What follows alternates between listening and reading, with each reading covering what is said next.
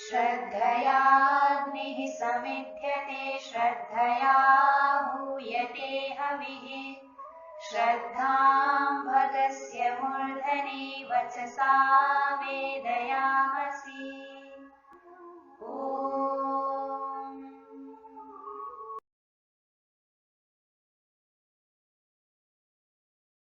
नमस्ते जी। ये ही संस्कृतम शिक्षे मही में आप सभी का हार्दिक स्वागत है।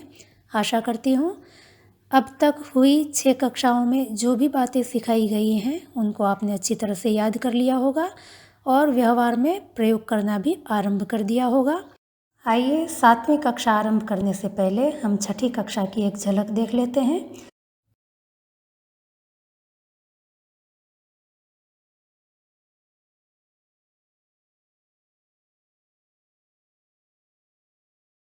छठी कक्षा में हमने देखा था कर्ता कारक में प्रथमा विभक्ति का प्रयोग किया जाता है। यदि कर्ता संख्या में 1 हो तो प्रथमा विभक्ति एकवचन, कर्ता संख्या में 2 हो तो प्रथमा विभक्ति द्विवचन और कर्ता संख्या में 3 या 3 से ज़्यादा हो तो प्रथमा विभक्ति बहुवचन का प्रयोग किया जाता है।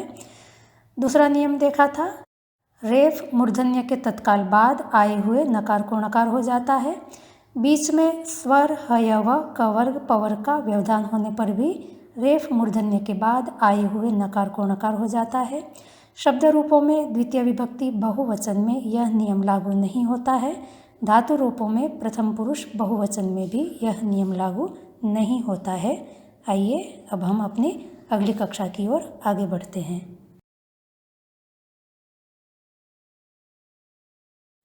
पिछली कक्षाओं में हमने एक वाक्य देखा था अच्युत असीम और अथर्व आ रहे हैं। क्रिया आ रहे हैं कर्ता अच्युत असीम अथर्व 3 हैं। आ रहे हैं के लिए आगम धातु लट्लकार, कर्ता क्योंकि अन्य विभाग के होने से प्रथम पुरुष, संख्या में कर्ता बहुत होने से क्रिया बहुवचन की होगी। आ रहे हैं का संस्कृत में अनुवाद होगा आगच्छन्ति। कर्ता अच्युत अकारांत प्रातिपदिक हैं। कर्ता होने से प्रथमा विभक्ति का प्रयोग करेंगे। संख्या में 1 होने से एक वचन। अच्युत प्रथमा विभक्ति एक वचन में रूप बनेगा अच्युतः। ऐसे ही असीम का भी प्रातिपदिक अकारांत पुल्लिंग है, प्रथमा विभक्ति एक वचन में रूप बनेगा असीमः। अथर्व भी अकारांत पुल्लिंग शब्द है।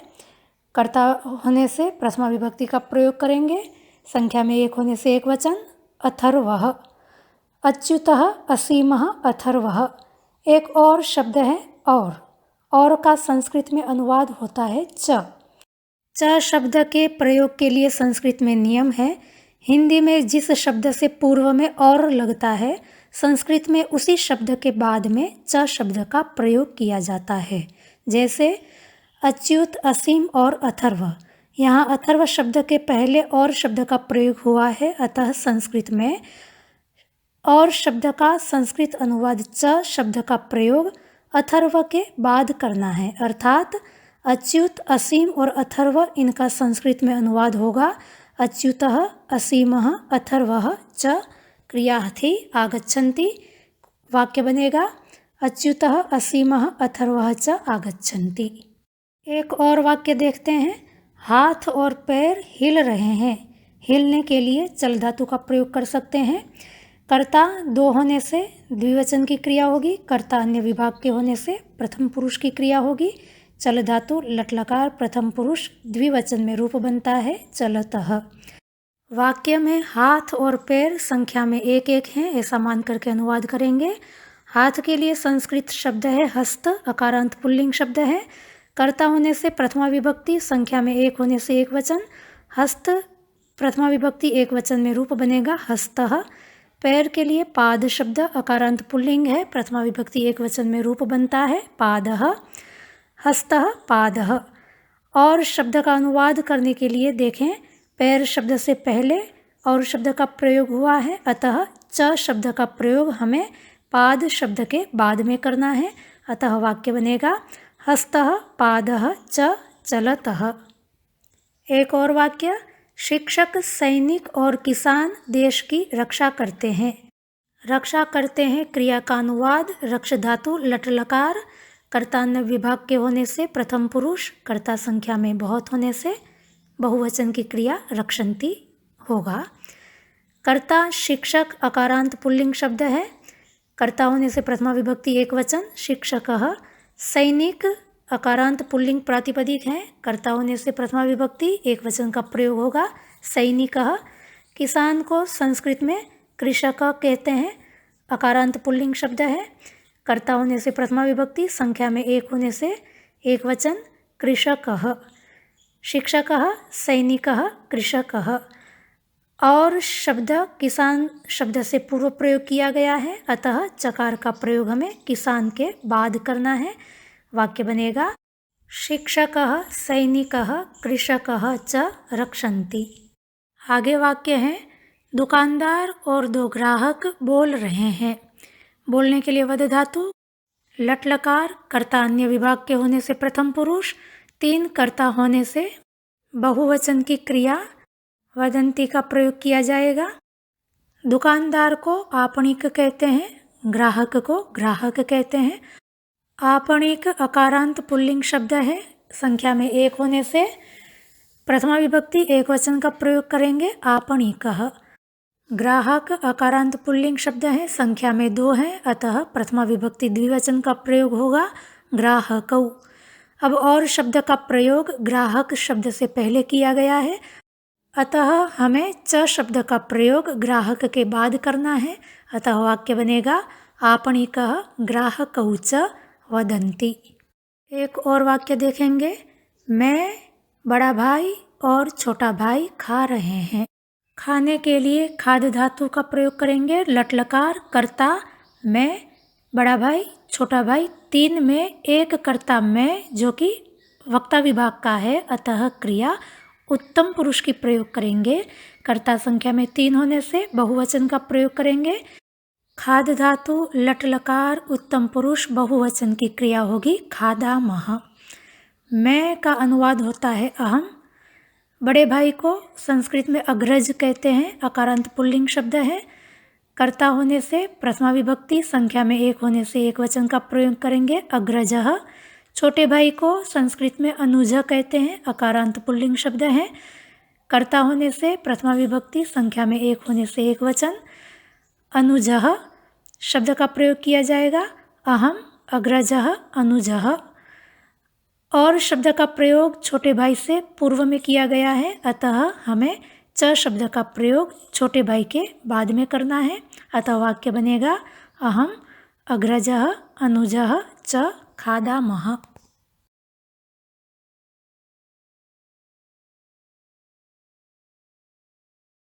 यहाँ एक बात ध्यान देने योग्य है, यदि एक से अधिक कर्ता हों और उन कर्ताओं में एक कर्ता यदि वक्ता विभाग का आ जाए तो क्रिया हमेशा उत्तम पुरुष की ही होगी। जैसे उदाहरण से देखते हैं, तू और मैं खेल रहे हैं। कर्ता यहाँ पर तू और मैं दो हैं। मैं वक्ता विभाग का कर्ता है, अतः क्रिया उत्तम पुरुष की आएगी। कर्ता संख्या में दो होने से द्विवचन की क्रिया होगी। खेल रहे हैं, खेल धातु लट लकार उत्तम पुरुष द्विवचन की क्रिया बनेगी खेला वह। तू का संस्कृत में अनुवाद होता है त्वम, मैं का संस्कृत में अनुवाद होता है अहम। मैं से पहले और शब्द का प्रयोग हुआ है, अतः च शब्द का प्रयोग हमें मैं के बाद करना है। अतः वाक्य बनेगा त्वम अहम च खेला वह। एक और वाक्य देखते हैं, तुम दोनों और मैं दौड़ रहे हैं। यहाँ कर्ता तुम दोनों और मैं तीन जने हैं। कर्ता में एक कर्ता क्योंकि वक्ता विभाग का है, अतः क्रिया उत्तम पुरुष की होगी। कर्ता संख्या में तीन है, अतः बहुवचन की होगी। दौड़ रहे हैं के लिए धाव धातु लट लकार उत्तम पुरुष बहुवचन का रूप बनेगा धावामः। तुम दोनों का संस्कृत में अनुवाद युवाम होता है। मैं के लिए अहम शब्द का प्रयोग करेंगे और शब्द मैं से पहले प्रयोग हुआ है, अतः च शब्द का प्रयोग अहम के बाद करेंगे। वाक्य बनेगा युवाम अहम च धावामः। एक और वाक्य, तुषार और मैं नमन करते हैं। तुषार अन्य विभाग का कर्ता है, मैं वक्ता विभाग का कर्ता है, अतः क्रिया उत्तम पुरुष की होगी। संख्या में कर्ता दो होने से द्विवचन की क्रिया। नम धातु लट लकार उत्तम पुरुष द्विवचन की क्रिया नमावह।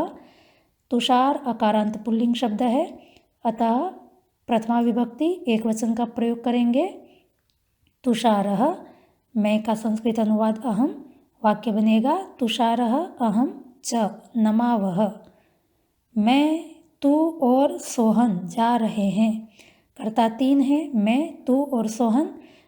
वक्ता विभाग का कर्ता विद्यमान होने से क्रिया उत्तम पुरुष की होगी, बहुवचन की होगी। जा रहे हैं के लिए गम धातु लट लकार उत्तम पुरुष बहुवचन का रूप बनेगा गच्छामः। मैं का संस्कृत अनुवाद अहम, तू के लिए त्वम। सोहन अकारांत पुल्लिंग शब्द है, प्रथमा विभक्ति एक वचन में सोहनः बनेगा और शब्द का प्रयोग सोहन से पहले हुआ है, अतः च शब्द का प्रयोग सोहन के बाद करेंगे। वाक्य बनेगा अहम त्वम सोहनः च गच्छामः। यदि कर्ता अन्य विभाग और श्रोता विभाग के ही हैं तो क्रिया हमेशा मध्यम पुरुष की ही होगी। जैसे राम और तुम सब आ रहे हो। कर्ता यहाँ पर राम और तुम सब है, तुम सब श्रोता विभाग का कर्ता है, अतः क्रिया मध्यम पुरुष की होगी। आ रहे हो के लिए आगम धातु लट लकार मध्यम पुरुष की क्रिया, संख्या में कर्ता बहुत होने से बहुवचन। आगच्छथ राम अकारांत पुल्लिंग शब्द है, कर्ता होने से प्रथमा विभक्ति, संख्या में एक होने से एक वचन। तुम सब के लिए यूयम शब्द का प्रयोग होगा और शब्द तुम सब से पहले आया है, अतः च शब्द का प्रयोग तुम सब के बाद करना है। वाक्य बनेगा रामः यूयम च आगच्छथ। एक और वाक्य देखते हैं। तू और श्रवण लिख रहे हो। कर्ता तू और श्रवण है, संख्या में 2 हैं। तू क्योंकि श्रोता विभाग का है, अतः क्रिया मध्यम पुरुष की होगी। लिख रहे हो लिख धातु लट लकार मध्यम पुरुष द्विवचन में बनेगा लिखतः। तू के लिए त्वम शब्द का प्रयोग करना है। श्रवण अकारांत पुल्लिंग शब्द है, कर्ता होने से प्रथमा विभक्ति, संख्या में 1 होने से एक वचन का प्रयोग करेंगे, रूप बनेगा श्रवणः और शब्द श्रवण से पूर्व में प्रयोग किया गया है, अतः च शब्द का प्रयोग श्रवण के बाद करना है। वाक्य बनेगा त्वम श्रवणः च लिखतः। इस प्रकार क्रिया का अनुवाद करते समय हमें ध्यान देना है। यदि कर्ता एक से अधिक हैं और कर्ता में एक कर्ता भी यदि वक्ता विभाग का है तो हमें उत्तम पुरुष की क्रिया का प्रयोग करना है, और यदि कर्ता एक से अधिक हैं उसमें वक्ता विभाग का कर्ता नहीं है किंतु अन्य विभाग और श्रोता विभाग के कर्ता हैं तो हमें मध्यम पुरुष की क्रिया का प्रयोग करना है। और च का प्रयोग कहाँ पर करना है ये बात भी आपको अच्छी तरह से समझ में आ गई होगी कि हिंदी में जिस शब्द से पूर्व में और शब्द लगता है, संस्कृत में उस शब्द के बाद हमें च शब्द का प्रयोग करना है।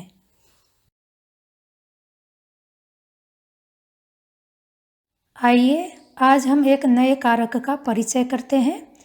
कारक 6 हैं, आप सब जानते हैं। कर्ता कारक, कर्म कारक, करण कारक, संप्रदान कारक, अपादान कारक, अधिकरण कारक। कर्ता कारक से आप सब परिचित हैं, क्रिया के करने वाले को कर्ता कहते हैं। आज हम देखेंगे कर्म कारक किसे कहते हैं।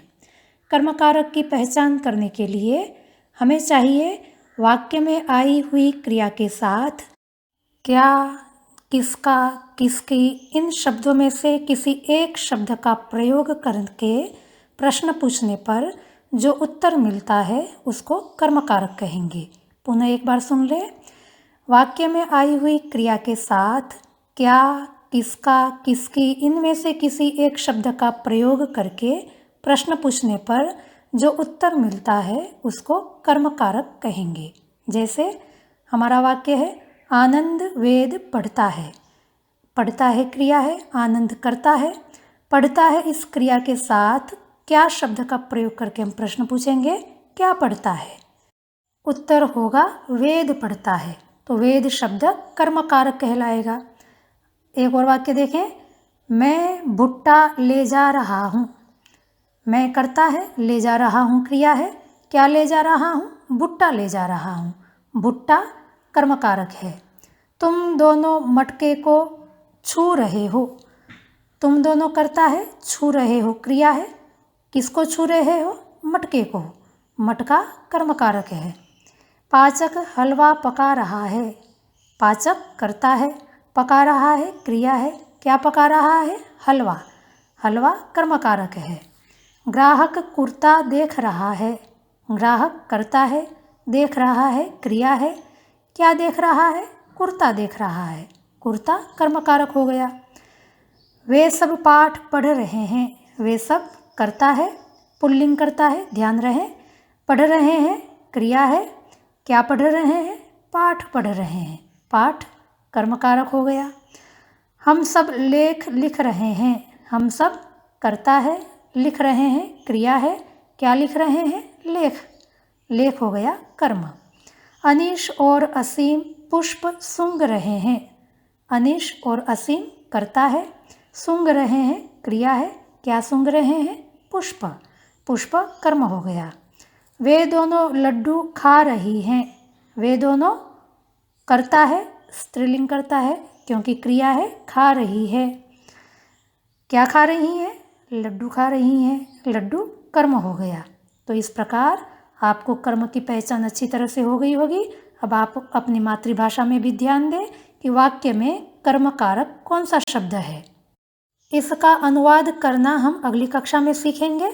अभी आप अभ्यास करें अच्छी तरह से कि वाक्य में कर्म कारक कौन सा पद होता है।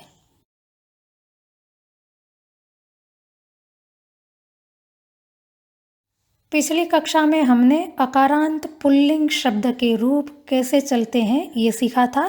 आइए आज हम सीखते हैं अकारांत नपुंसकलिंग शब्द के रूप कैसे चलते हैं। हमारा शब्द है फल।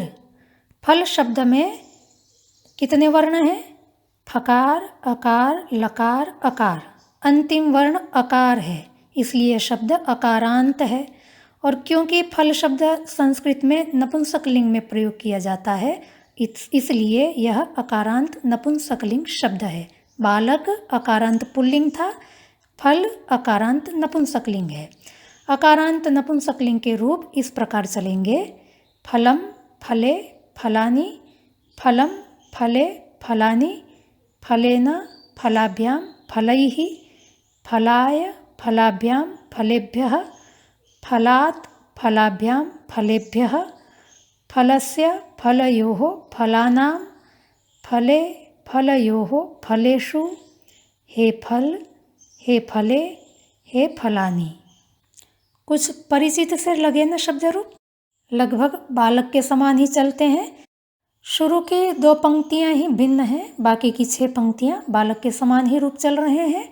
पंक्तियों के नाम भी आप अच्छी तरह जानते हैं। प्रथम पंक्ति प्रथमा विभक्ति कहलाती है, दूसरी द्वितीय विभक्ति, तीसरी तृतीय विभक्ति, चौथी चतुर्थी विभक्ति, पांचवी पंचमी विभक्ति, छठी षष्ठी विभक्ति, सातवीं सप्तमी विभक्ति, आठवीं संबोधन विभक्ति। इन रूपों को भी बालक के समान ही अच्छी तरह से याद कर लें, एक स्वर में बिना रुके बिना गलती किए। एक और रूप देखेंगे, जल। जल को कहते हैं पानी। अकारांत नपुंसकलिंग शब्द है, उसके भी रूप फल के समान चलेंगे। जलम, जले, जलानि। जलम, जले, जलानि। जलेन, जलाभ्यां, जलैः। जलाय, जलाभ्यां, जलेभ्यः। जलात्, जलाभ्यां, जलेभ्यः। जलस्य, जलयोः, जलानां। जले, जलयोः, जलेषु। हे जल, हे जले, हे जलानि। इसी प्रकार अन्य शब्द रूप भी आप चला लें।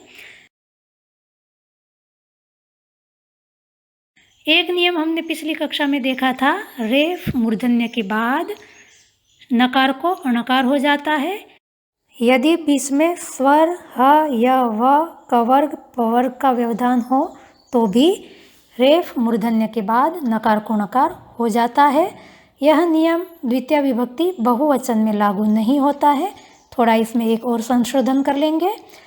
पुल्लिंग द्वितीय विभक्ति बहुवचन में यह नियम लागू नहीं होता है, नपुंसकलिंग में यह नियम लागू हो जाएगा। अभ्यास के लिए एक शब्द लेंगे, पुष्प। पुष्प शब्द अकारांत नपुंसकलिंग है। वर्ण है पकार, उकार, शकार, पकार, अकार। अंतिम वर्ण अकार है, अतः अकारांत है। अब इसके रूप चलेंगे फल के समान। फल के समान पहले रूप चलाएंगे, पुष्पम, पुष्पे, पुष्पानि। पुष्पम, पुष्पे, पुष्पानि।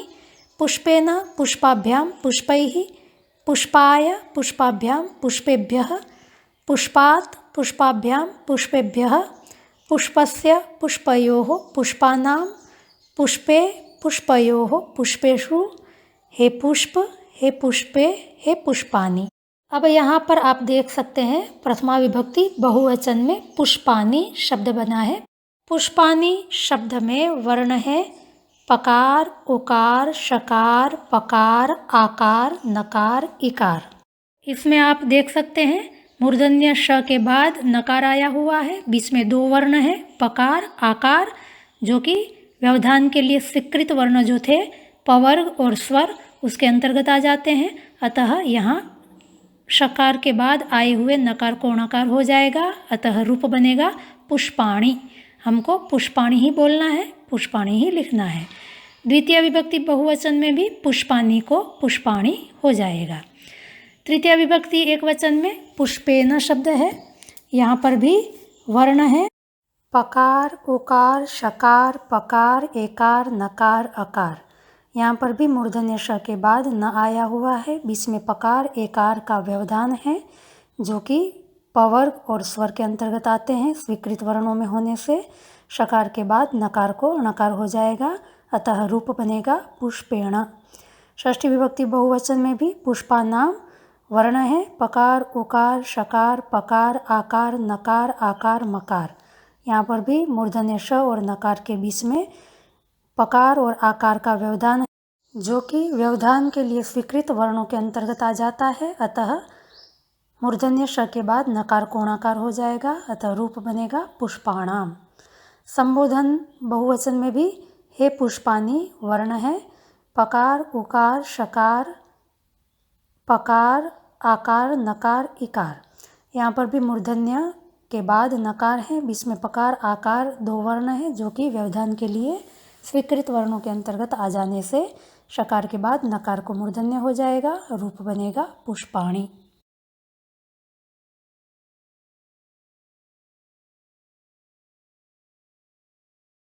एक और नपुंसकलिंग शब्द है गृह। घर को संस्कृत में गृह कहते हैं। वर्ण है घकार, ऋकार, हकार, अकार। हमारा नियम था रेफ मूर्धन्य के बाद नकार को णकार का। री में भी रेफ ध्वनि सुनाई पड़ती है, इसलिए रेफ के द्वारा री का भी ग्रहण हो जाता है, अतः यह नियम ह्रस्व ऋकार और दीर्घ ऋकार में भी लागू होता है। याद रखने की सुविधा के लिए हम रेफ और मूर्धन्य के साथ ह्रस्व री दीर्घ री को भी जोड़ करके नियम को याद रख सकते हैं। जैसे रेफ मूर्धन्य ह्रस्व री दीर्घ री के बाद नकार को णकार हो जाता है। बीच में स्वर ह य व कवर्ग पवर्ग के व्यवधान में भी रेफ मूर्धन्य ह्रस्व री दीर्घ री के बाद नकार को णकार हो जाता है। पुल्लिंग द्वितीय विभक्ति बहुवचन में यह नियम लागू नहीं होता है और धातु रूपों में प्रथम पुरुष बहुवचन में भी यह नियम लागू नहीं होता है। इस नियम के अनुसार गृह के हम रूप चलाएंगे फल के समान। प्रथमा विभक्ति बहुवचन में बनेगा गृहाणि। वर्ण है घकार, ऋकार, हकार, आकार, नकार, इकार। यहाँ पर री के बाद न आया हुआ है, बीच में हकार और आकार का व्यवधान है जो कि व्यवधान के लिए स्वीकृत वर्णों के अंतर्गत आ जाता है, अतः री के बाद नकार को णकार हो जाएगा, रूप बनेगा गृहाणि। द्वितीय विभक्ति बहुवचन में भी रूप बनेगा गृहाणि। तृतीय विभक्ति एक वचन में गृहेन। वर्ण है घकार, ऋकार, हकार, एकार, नकार, अकार। री के बाद न, बीच में हकार एकार का व्यवधान है जो कि व्यवधान के लिए स्वीकृत वर्णों के अंतर्गत आ जाने से री के बाद नकार को णकार हो जाएगा, रूप बनेगा गृहेण। षष्ठी विभक्ति बहुवचन में गृहानाम। वर्ण है घकार, ऋकार, हकार, आकार, नकार, आकार, मकार। री के बाद न है, बीच में हकार आकार का व्यवधान है। हकार आकार के व्यवधान में भी ऋकार के बाद नकार को णकार हो जाएगा, रूप बनेगा गृहाणाम। संबोधन बहुवचन में हे गृहाणि। यहाँ पर भी नकार को णकार हो जाएगा, रूप बनेगा हे गृहाणि। अकारांत नपुंसकलिंग के रूप कैसे चलाने हैं वो आपको अच्छी तरह से समझ में आ गया होगा। कुछ अकारांत नपुंसकलिंग शब्द आपको दिए जा रहे हैं, उसके रूप भी फल के समान ही चलाने हैं। जिस प्रातिपदिक में रेफ मूर्धन्य ह्रस्व री दीर्घ री आया हुआ हो और उसके बाद यदि नकार आ जाए तो उसको णकार हो जाएगा, इस बात का हमें ध्यान रखना है।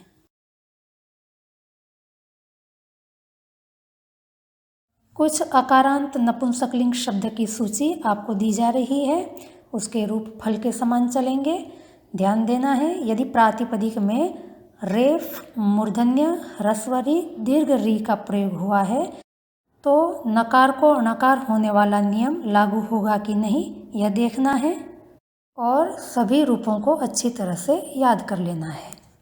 कुछ नई धातुओं की भी PDF के रूप में सूची दी जा रही है, उनको भी आप पठ के समान रूप चलाएं और याद कर लें। 4 धातुओं को अभी मैं आपके सामने रखती हूँ, क्योंकि रूप चलाते समय धातु को आदेश हो जाते हैं, अतः स्पष्टता के लिए उनके रूप में अभी आपको चला करके दिखाती हूँ। पहली धातु है दृश्य, अर्थ है देखना। रूप चलाते समय पश्य आदेश हो जाता है, अतः रूप चलते हैं पश्यति, पश्यतः, पश्यन्ति, पश्यसि, पश्यथः, पश्यथ, पश्यामि, पश्यावः, पश्यामः। दूसरी धातु है घ्रा, अर्थ है सूंघना। रूप चलाते समय जिघ्र आदेश हो जाता है, अतः रूप चलते हैं जिघ्रति, जिघ्रतः, जिघ्रन्ति, जिघ्रसि, जिघ्रथः, जिघ्रथ, जिघ्रामि, जिघ्रावः, जिघ्रामः। तीसरी धातु है स्था, अर्थ है रुकना। रूप चलाते समय स्था धातु को तिष्ठ आदेश हो जाता है, अतः रूप चलते हैं तिष्ठति, तिष्ठतः, तिष्ठन्ति, तिष्ठसि, तिष्ठथः, तिष्ठथ, तिष्ठामि, तिष्ठावः, तिष्ठामः। चौथी धातु है पृच्छ, अर्थ है पूछना। रूप चलाते समय पृच्छ आदेश हो जाएगा, अतः रूप चलेंगे पृच्छति, पृच्छतः, पृच्छन्ति, पृच्छसि, पृच्छथः, पृच्छथ, पृच्छामि, पृच्छावः, पृच्छामः। इस प्रकार PDF में दी हुई अन्य धातुओं को भी याद कर लें। पीछे भी जो धातुएं दी थी अर्थ सहित सभी को उपस्थित रखें। जितना व्यवहार में प्रयोग कर सकते हैं अवश्य प्रयोग करें। पाठ को समझने में कहीं समस्या आई हो तो आप हमें कमेंट बॉक्स में अवश्य सूचित करें। आपकी समस्या का निराकरण करने का हम अवश्य प्रयास करेंगे।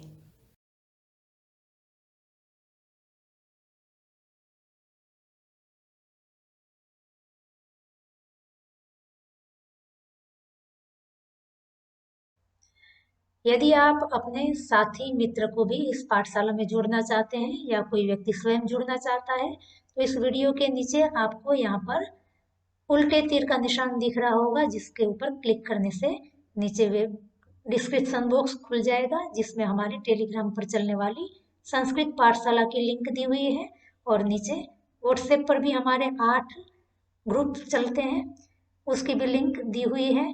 इन 2 में से किसी एक लिंक पर क्लिक करने से आप संस्कृत पाठशाला में प्रविष्ट हो जाएंगे। ध्यान रहे 2 में से किसी एक लिंक पर ही क्लिक करें, क्योंकि हमारे सभी संस्कृत पाठशाला के ग्रुप में एक समान कक्षाएं चलती हैं। किसी एक में भी प्रवेश प्राप्त करने से आप सभी जानकारी, वीडियोस, ऑडियोज आदि प्राप्त कर सकते हैं। और थोड़ा नीचे जाएंगे तो आर्यवन आर्ष कन्या गुरुकुल की वेबसाइट का भी लिंक यहाँ पर दिया हुआ है, जहाँ जाकर के आप गुरुकुल की भी सामान्य जानकारी प्राप्त कर सकते हैं। वीडियो के नीचे लाल अक्षर से सब्सक्राइब ऐसा लिखा हुआ है, जिस पर क्लिक करने से हम आपके साथ हमेशा के लिए जुड़ जाएंगे। बगल में बेल आइकन भी दिया हुआ है, इसको भी क्लिक कर सकते हैं, तो समय पर आपको नोटिफिकेशंस मिलते रहेंगे। जब भी हम हमारे चैनल पर संस्कृत के अतिरिक्त और भी कोई वीडियोस अपलोड करेंगे तो उसकी भी जानकारी की आपको समय पर मिलती रहेगी। तो अब हम अगली कक्षा में फिर मिलते हैं, तब तक के लिए आपका हार्दिक धन्यवाद।